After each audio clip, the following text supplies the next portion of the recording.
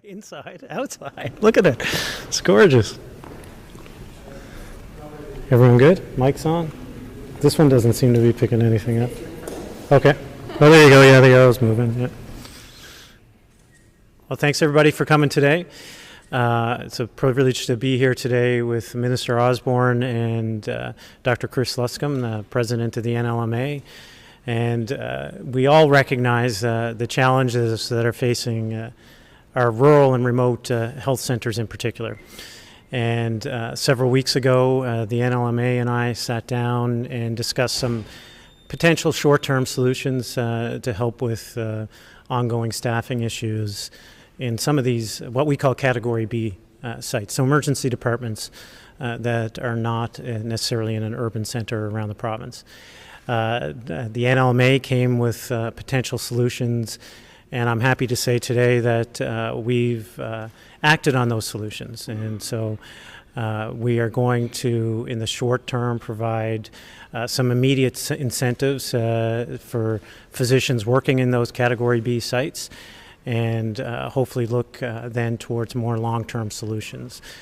So with that, I'll open it up to questions, and Dr. Luscombe, myself, and Minister Osborne, I'm happy to answer any of them, and of course, happy to answer any other questions on health. I know it's top of mind. I just had a meeting with Minister Duclos off the heels, of course, of the first of the COF meeting. It's top of mind in every province, and it was certainly a pleasure to meet Minister Duclos and express Newfoundland and Labrador's opinion on the healthcare system moving forward.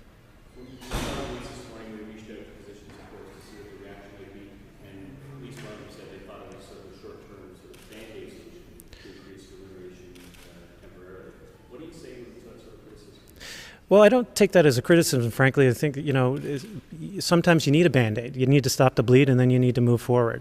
So, and in the acute issue at hand, I think incentives is one of the levers that we have to help stop the bleed. We are working on medium and long-term solutions. There's no question. That will take some time. Training a physician takes time. Recruiting physicians around the country and from international communities takes time. We're working on all those strategies collectively with our stakeholders to ensure that we're all aligned. There's no one in here who, in this building, or any other building, I would argue, across the country, who is saying, now how can we cancel surgeries today, or how can we close emergency departments? Quite the contrary. We're seized by trying to eliminate barriers to allow Newfoundlanders and Labradorians to get access to care. So sure, a Band-Aid solution, but sometimes Band-Aids are needed in the short term, and that's why we followed the NLMA's lead. This was brought to us by the stakeholders and acted on it in short order. Well, I can tell you, I guess to move away from the medical analogy, what we want to do is try to stabilize the system in the short term. This is one of very few levers that we have available to us.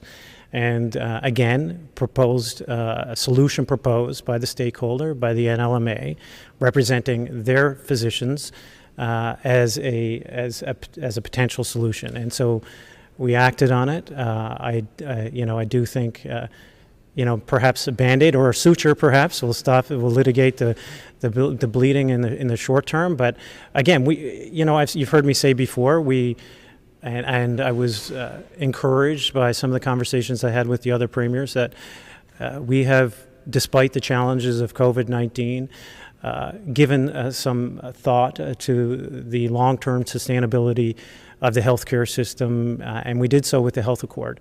And I can tell you some other provinces are wishing they had that foresight.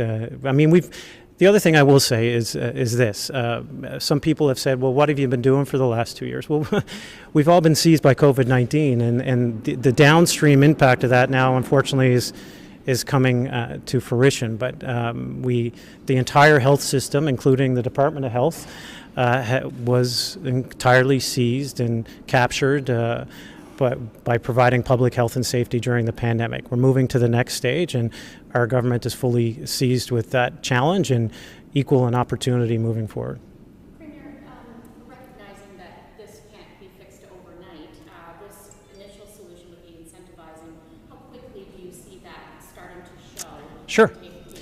Yeah, hopefully very quickly. I mean, I had a conversation with a physician in Bonavista yesterday on the phone, and this was one of the issues that she raised. So, hopefully this will address some of her issues in terms of being able to predict and plan with respect to her own, their own financial situation, and will incentivize her and others to stay in the Category B site. So the NLMA is right. This is top of mind for physicians who are working in these Category B sites, and it's complex, challenging work. I had the benefit of having a full hospital around me in a tertiary center. Some of these people are out there dealing with everything from coughs, colds, to motor vehicle collisions, to neurosurgical bleeds in a remote area. And I think the challenges that present deserve different incentives, and that's why we acted in concert with the NLMA today. But to your point, I've heard that this was an issue, not only from the NLMA, but from physicians themselves, and hopefully it comes as this news today will come as some relief for them, but will also show that the government is acting. Can I just dovetail that with the NLMA? Sure. I know that historically NLMA and government and Department of Health have been active in the past, and there has been a long effort, and I know on probably both sides, but yours certainly, to get these conversations going again. Do you feel satisfied with this first step? I mean, this is very positive. This is a reactive measure that was put together very quickly to solve an on-the-ground problem. And the funding, of course, will now make these Category B hospitals, these places, I'm from rural Newfoundland, these places are very close to me personally. It'll make them much more attractive, and in particular, it will also compensate those physicians that have been doing this difficult work. They will now benefit from a much more valuable compensation package. So it really signals to me that that there's a demonstrated value for that work, and a commitment now to make these places much more desirable, sustainable, and to reward those physicians that are doing the work. So I think also, this makes us a lot more competitive when you're trying to identify Newfoundland as a place to come and practice. So we recognize that all of our physicians currently are working very hard and don't have a lot of additional capacity. But when you start valuing and compensating these locations adequately, then it starts sending a signal nationally that we're open for business and we're a good place to work and we want to be competitive. I wouldn't be able to give you the specific details except to say that there was a pretty big variance in terms of how busy an individual might be. This gives some guarantees. It allows options for working like half shifts even. And so it makes the compensation much closer to what would be like a Category A emergency department. So Category B emergency department is staffed by family physicians, and they don't have the on-site specialists. They don't have the same level of backup as a Category A, which would be St. John's, Grand Falls, all the larger sort of sites. So this, one can imagine that that's a pretty challenging job. It requires a very broad level of expertise to service this, and this brings it relatively close to the compensation of Category A, and makes it a lot more desirable as an option to work in. This announcement today is sort of specific to rural. Can you speak to the larger pressures that are on emergency room doctors in the larger hospitals, such as what they're seeing, what they're hearing right now around St. Clair's, Health Sciences, the larger hospitals, those larger emergency rooms that we're hearing some very difficult stories about? As the Category B emergency departments struggle, then of course that work cascades back onto Category A. It spirals through the entire system. And we are hearing that physicians in all the emergency departments are feeling a very heavy workload. So it becomes very important that we think about all the ways that we can help prevent things from ending up in those larger centers. And one can imagine if the Category B sites are well staffed, then this is going to have a very positive impact. Patients can get the care, where they need it, close to home. We're not having to depend so heavily on patient transportation. We're not having to, as you can imagine, individuals are going to be less likely to be, putting off their care. You put off your care, and then all of a sudden it becomes a major catastrophe that can only be handled in the emergency department. So it is fair to say the entire system is strained, and we have to think about all the different ways that we can have all of our service providers, including physicians, increase capacity, increase availability, and that will ultimately help those larger emergency departments.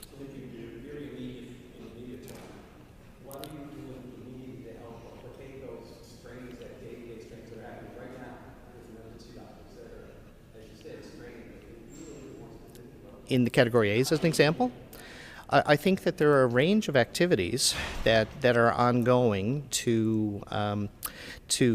like virtual ER is a good example. So we have some different services that will allow these sites to continue to get some service if they are not completely staffed. We have met with government over the last week in particular, and we have identified a full agenda for family medicine that we are currently discussing with the government, hopefully something that we can come to an agreement around, because as you say, this is not going to be the solution in itself. And the NLMA identifies approximately a couple of dozen items that we've had some discussion with the government about. Some are in progress, some are some newer initiatives, and we're hoping that fairly urgently we can come to an agreed agenda so that we can continue to put urgent pressure on, or urgent attention, I should say, on many of these other issues that will help with that.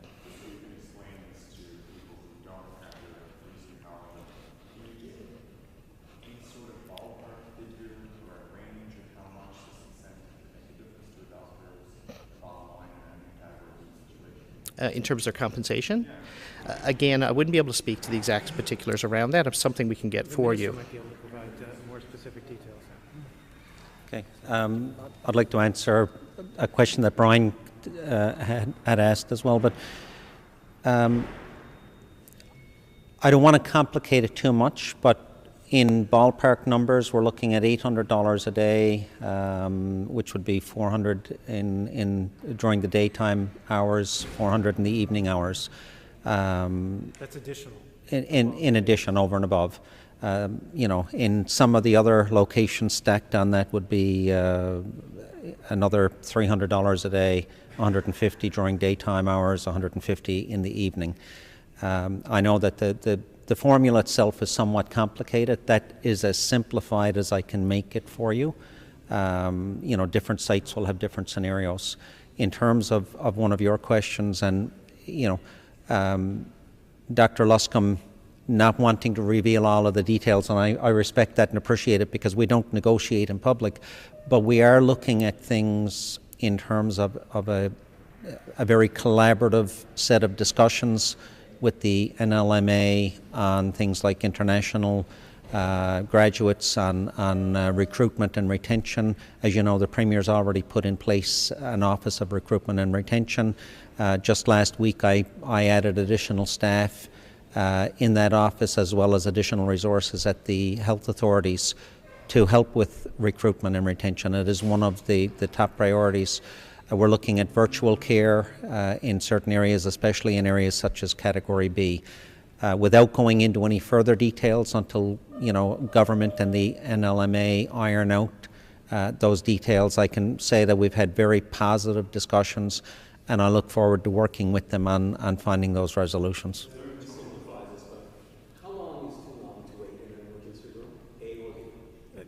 So that's an impossible question to answer, right? 45 patients is too many, and we're working to do better. But any given day is not a normal day in any emergency department. So it's really hard to kind of benchmark, but we are committed to improving the services at the health science. You see a new health science emergency expansion, for example, being built. I talked to a seasoned emergency room physician there this morning about feedback. Minister Osborne has already kind of reached out.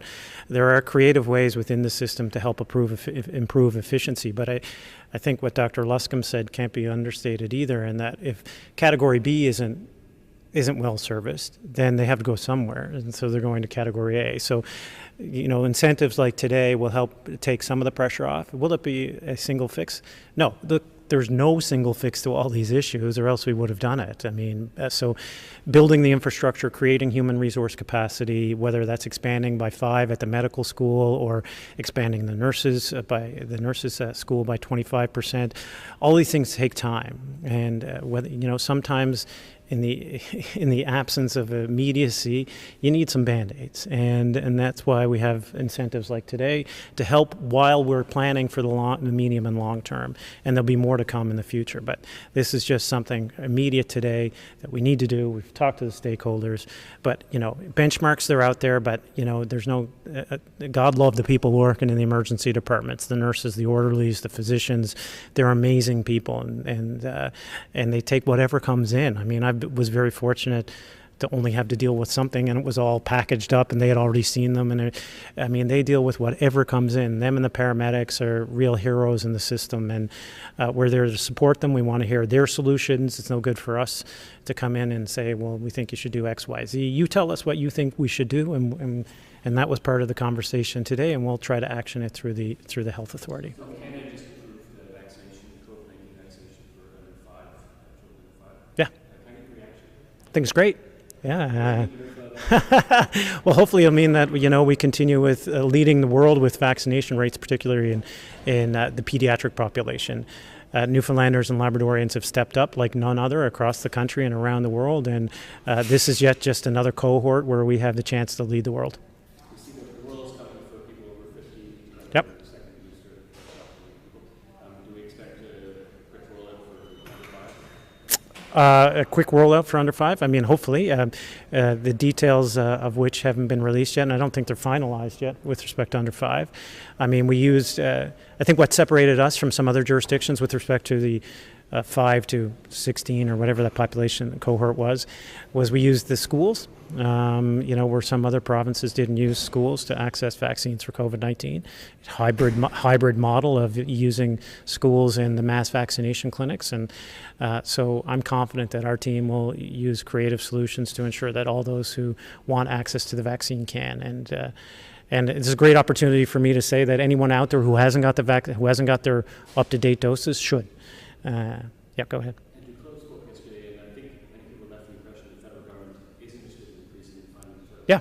health care funding in the province. It only took a meeting in Victoria for that. How long to actually do it? I mean, are you discouraged or are you concerned with the pace that they haven't announced they're actually going to do it? No, I'm not discouraged. I think that this represents an opportunity for us to work together.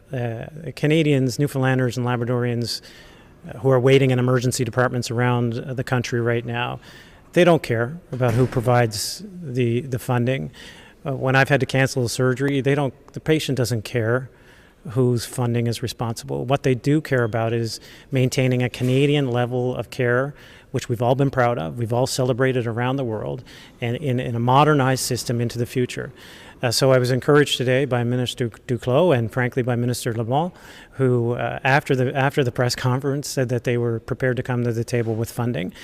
And there's none of us that are naive. There's plenty of room for debate about the calculus of the funding and the so-called outcomes and results. But, when you're punching in the air, you're just shadow boxing. We need someone else on the other side to actually have those discussions, and so that we can move forward collaboratively to reset and reimagine the system. Because the system it's not unique to Newfoundland and Labrador. All the stories are the same. Like on all your web pages, by the way, that if you look nationally, it's the next one after Newfoundland is somewhere else, is somewhere else, is somewhere else.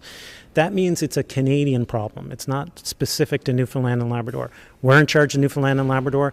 Items like today are things within our wheelhouse that we can action, but it deserves Canadians demand, and they should have, a federal conversation. And I was encouraged today that Minister Duclos was open for it, and Minister LeBlanc and his comments are open for it. And we need to move beyond the finger pointing and the rhetoric and get down to the details. We've only got a second left, folks. Yeah. What happens after October, and what is the estimated cost of this? Well, I guess it depends on how many people avail of it. But after October, again, this is a short-term fix, and we'll have those conversations as we move closer to that date. Juanita, you had a question? Just a specific one again, sorry guys, I don't know proclamations, but Yeah. who exactly is getting this compensation? Like, is it just physicians, but not essentially nurses? Yeah, we're working with the nurses. Like, I mean, the healthcare system obviously is supported by incredible Newfoundlanders and Labradorians through many different cross disciplines and cross specialties, and they're beautiful people who are working hard every single day. And, you know, this is specific to physicians, but we continue to work with allied health professionals to meet their needs, and have had great conversations with Ms. Coffey and the Nurses Union as well. I know, met with the head of the Canadian Nurses Union Federation in Victoria. Again, the stories are consistent throughout. Surprisingly, actually, to some respect, that, you know, the same issues of scheduling, the same issues of work-life balance, of a changing paradigm shift of how nurses want to practice moving forward. And so, we're having these conversations with Ms. Coffey. I think, a good move, a good show of collaborative effort was to have the think tank, which was earlier this year, and now to action some of those items collectively, I think is where we're headed. But stay tuned for more details. Yeah, so it's not just this year that these emergency services in rural areas have been divergent or closed temporarily. Yeah. But do you think that it is possible to sustainably keep all these open, or do you think there will have to be decisions made about closing some of them? No, our efforts are focused on sustainable solutions, and I think you've heard a combination of different elements of that here today. We've seen a huge uptick in 811 use, for example, which does diminish the utilization of the emergency department. Virtual care, virtual support. So I would argue that, some of these sites, despite not having the subspecialty support system that a tertiary care center would have an opportunity right now to access virtual care, which, a decade ago wasn't there. So they were literally the only person treating the patient a decade ago. But as we invest in infrastructure like broadband, infrastructure like virtual care, this will allow these sites to potentially be more attractive. And I will say that, because it came up briefly, and I just want to touch on it, the NLMA and myself, the Minister, the College of Physicians and Surgeons of Newfoundland and Labrador, and Memorial Medicine met last week to look at creative solutions for these centers as well, specifically as it pertains to international medical graduates, so-called IMGs.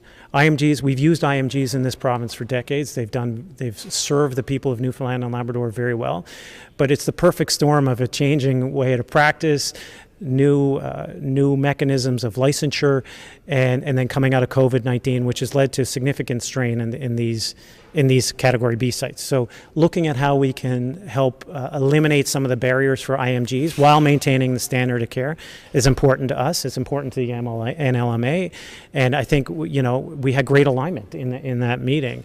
There are some barriers that we can look to eliminate, some efficiencies that we can have there, whether the doc is from the Ukraine or from somewhere else around the world. We want to make sure that we give them the access to the training they need to be able to stay here and work here and do so in an efficient way. And that was a conversation also in Victoria as well, looking at a national license for mobility purposes across the country. So how much influence do you have on the college, and are you looking to bring back the program that invited people on provisional licenses and then brought them up to K standards? Yeah, so we do have a good program in place right now. It's being run out of MunMed, and they're doing a great job. I don't think we'll go backwards, because that's a national standard issue, as I understand it. But there are some, there are a series of steps with the college, and then with the and then with the education piece, and then back to the college that we can tighten up efficiencies on. Of course, we don't, we're not involved in the day-to-day of that, but there are efficiencies that can be had there. And I think collectively, I mean, Chris, you can comment here, there was a real willingness at that table to figure out, okay, how do we advance this? How do we make sure that this is moving as efficiently as possible? Some of it will be funding related, and we're prepared to invest in that.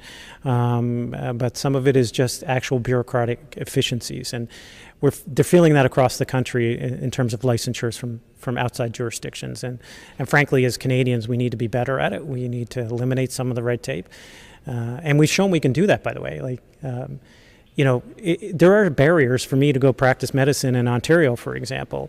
All those barriers went away when COVID-19, when we sent doctors and nurses up to Ontario.